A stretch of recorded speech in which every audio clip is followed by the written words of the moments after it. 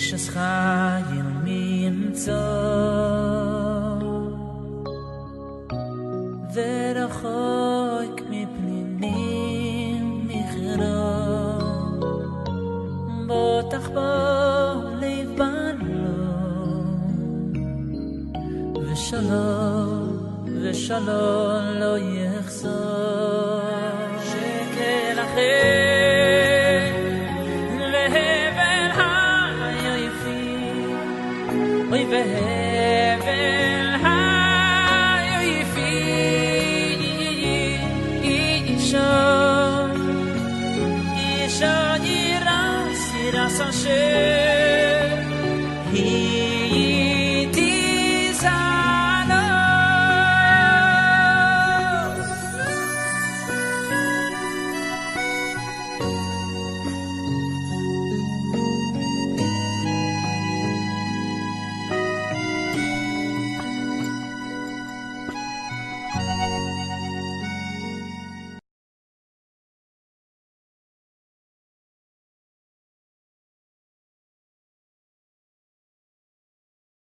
Alors l'autre fois on a vu comment se couvrir la tête et cette fois-ci la Kol Shebeisha, la voix de la femme.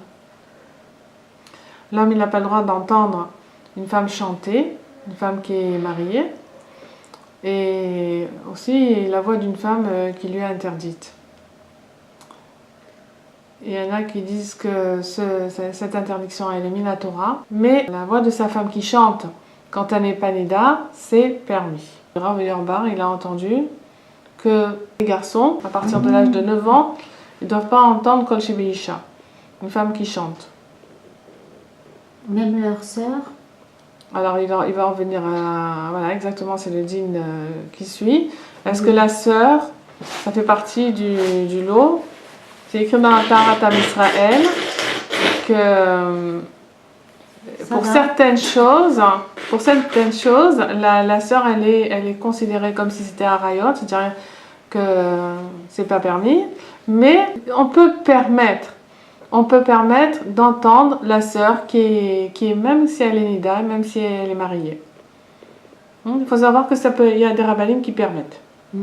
C'est pas sur la halousi. Ici dans le coin, je sais pas, j'ai jamais entendu une femme chanter, mais en tout cas, il faut savoir que il y en a qui permettent. Chazonish, il disait que non, la plupart des rabbanim de notre temps, ils permettent pas que les hommes, enfin les jeunes, ils entendent la voix de leur sœur qui chante. Dans le Divrei Chefetz, il est écrit que ce issour-là, c'est un issour mamash minatora, et le Sefer HaMelech, il dit que selon le Nishmat Adam, que les cheveux et la voix, c'est rien que des rabbanim. C'est-à-dire que le fait de se couvrir la tête, c'est une mitzvah de rabbanan et pas minatora, ainsi que entendre la voix d'une personne qui est nida. Ça veut dire que si on se retrouve dans une situation où, par exemple, chez les Mizrahis, on entend beaucoup c'est un truc qui est mekoubal, que tout le monde chante à table. Alors, si on est Rosh Bakir, avec les œillères, on va dire, mais c'est assourd. Qu'est-ce que tu vas faire? Tu vas te lever, tu vas partir, tu comprends? Mais quand tu sais qu'il y a des rabbanim qui disent que c'est des rabbanan, c'est là encore le cas. En général, c'est parce qu'il y a plusieurs femmes. S'il n'y en a qu'une seule, c'est peut-être non, il ne parle pas de plusieurs femmes, il parle de la sœur. Parce que le frère il a le droit d'entendre la sœur. Ça, c'est un truc très miroir. Pour plusieurs, c'est...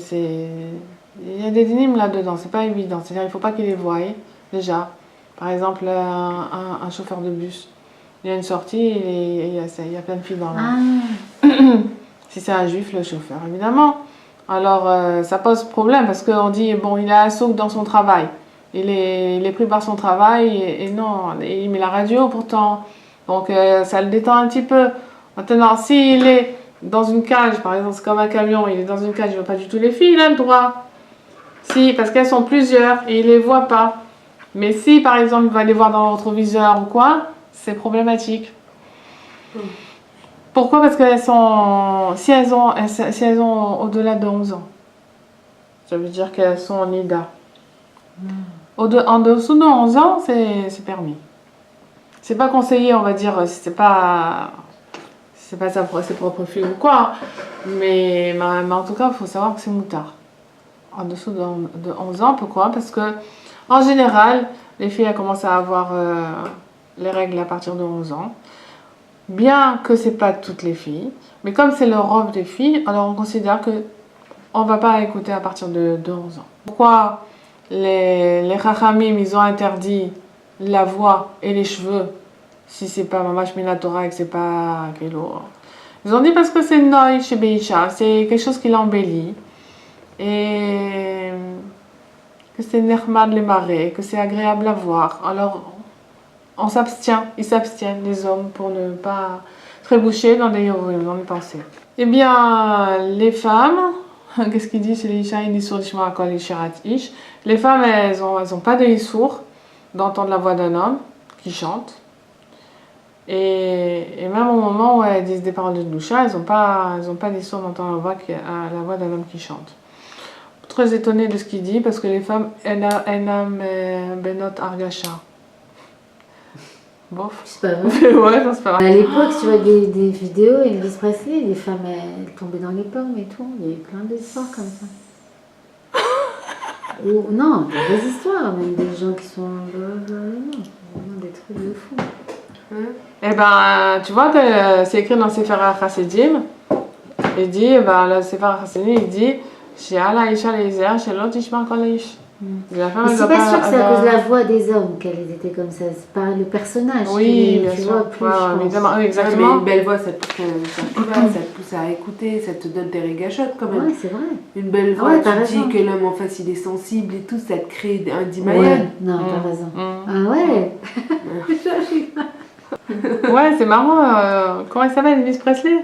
Ouais. Je me disais, mais c'est pas possible, il a une force trop grande. Ouais, c'est un juif. Ah bah oui, je suis allée chercher sur internet. Je Celui-là, crois ça va qu'il est tellement juif. juif. C'est sûr, c'est un juif. Bah arrête, je suis tombée dans Wikipédia, je suis tombée sur son nom, il s'appelle Aaron. Aaron, Mais non. Ouais. Si, la Megan Aaron David. Alevi. C'est vrai. Il a fait une chanson sur la Shoah d'ailleurs. Arrête. Si. C'est un vrai de vrai, lui. Et je me suis dit, bah c'est normal, c'est un Lévi. C'est un Lévi. Bah oui, il chantait sur les parvis du Beth Amikdash. Donc c'est normal qu'il a été Merchadesh tout le lien de la Negina dans le Olam. Il a sorti un truc complètement révolutionnaire dans le monde entier. C'est parce que son Shoresh Neshama, c'était la Negina. Incroyable, ça, j'ai pas pensé à ça, mais qu'il était Lévi. Tu te rends compte le Korach qu'il aurait eu quand il aurait mis ça là-dedans dans la Torah? Ah ouais, Chaval Azman. Il aurait dépassé Mordechai Ben David, non? J'avais demandé si on avait le droit d'écouter de la musique classique et je sais pas. C'est pas mieux non plus. C'est pas mieux? Moi je pense pas. Je sais pas, mais moi je pense pas. Qui c'est qui l'a fait la musique classique? C'était pas des gens avec des bonnes marchavat. Non, Ah ouais, c'est ça. C'était tous des âmes torturées aussi, complètement. Non mais c'est vrai, c'était tous des déglingos. Hein. Non mais c'est vrai que ça t'amène à la nostalgie et au dimion.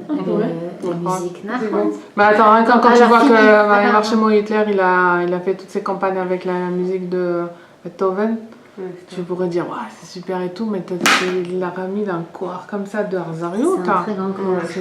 Alors que quand on entend ça, tu te dis Rayesh, c'est de la musique. Mais pire que ça, à la Shoah, à Auschwitz, à l'entrée d'Auschwitz, ceux qui recevaient, ils avaient mis un violoniste et des musiciens entre les fils barbelés électriques, là juste à l'entrée. Comme ça, il y avait l'entrée, le char pour arriver.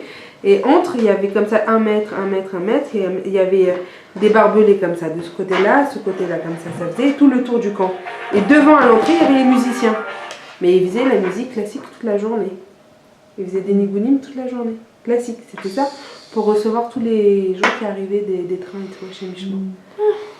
Donc c'est sûr que c'était pas... Et d'ailleurs, un des violonistes, comment j'ai connu cette histoire, parce que celui qui fait toutes les lumières qu'il y a dans la vieille ville, les agencements de lumière, etc., c'était lui le violoniste d'Auschwitz. Il était venu nous faire à la Chava c'était un rescapé, quoi. Il était venu nous raconter. C'était à la Chava? Une jeune fille qui est pure. On a le droit, un homme il a le droit d'entendre sa chanson, mais pas au moment de Kriyat Shema, pas au moment de la Tfila. Et aussi, il ne faut pas qu'il ait l'intention de profiter, d'avoir du plaisir de ça.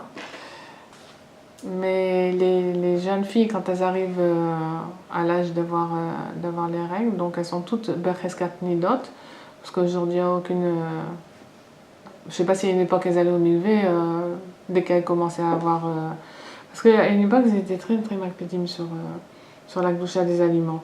C'est-à-dire que quand, au Maroc, par exemple, la femme, elle avait sa maison. Quand elle était née, elle était sa maison, elle ne touchait pas le manger qu'elle faisait, ni rien du tout. Donc les filles aussi, ils ne touchaient pas à Birlal et ils ne mangeaient pas le manger même que les filles faisaient. C'était très très makpedim.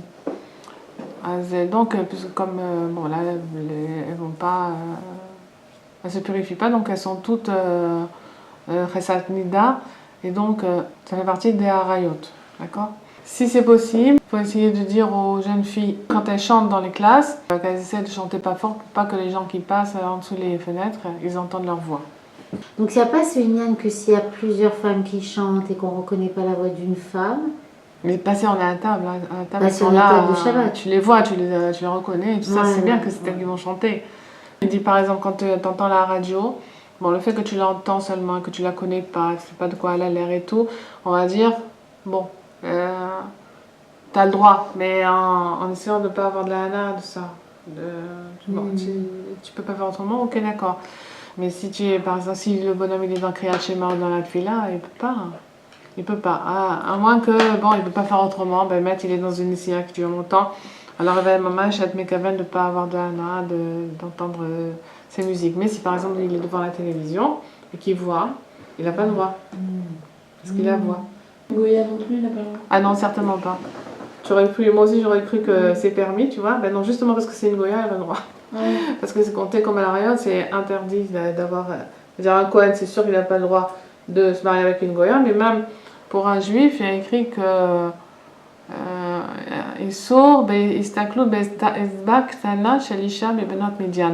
On voit ça dans les Chazal qui disent que même regarder dans le petit doigt d'une femme midianite, c'est assourd. Donc c'est assourd et pour les Kohanim et pour les Israélites.